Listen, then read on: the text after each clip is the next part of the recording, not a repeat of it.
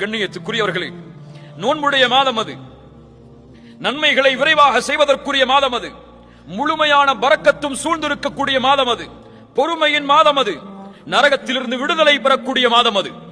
சில முக்கியமான செய்திகளை மட்டும் உங்களிடத்திலே பகிர்ந்து கொள்கிறேன். ரசூலுல்லாஹி ஸல்லல்லாஹு அலைஹி வஸல்லம் ரமதானுடைய மாதம் அடைந்தால் மிகுந்த மகிழ்ச்சி அடைவார்கள். சஹாபாக்களிடத்திலே வந்து சொல்வார்கள், அதாக்கும் ரமதான், உங்களிடையே ரமதானுடைய மாதம் வந்திருக்கிறது.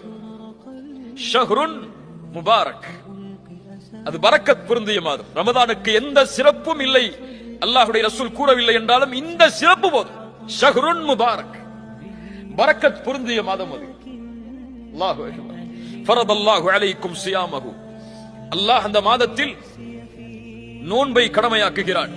துஃப்தஹு ஃபீஹி அபுவாபுஸ் ஸமா, அல்லாஹ் அந்த மாதத்தில் வானத்தின் கதவுகளை அல்லாஹ் திறக்கிறான். வேறு சில ஹதீதுகளில் துஃப்தஹு ஃபீஹி அபுவாபுர் ரஹ்மா, ரஹ்மத்துடைய வாசல்கள் திறக்கப்படுகிறது. இன்னும் சில ஹதீதுகளில் துஃப்தஹு ஃபீஹி அபுவாபுல் ஜன்னah, சொர்க்கத்துடைய வாசல் திறக்கப்படுகிறது. ரஹ்மத், சொர்க்கம் இரண்டும் தொடர்புபட்டது. ஹதீஸ் கலையில் குர்ஆனுடைய வசனங்களில் ரஹ்மத் என்ற வார்த்தை சொர்க்கத்திற்காகவும் பயன்படுத்தப்படும்.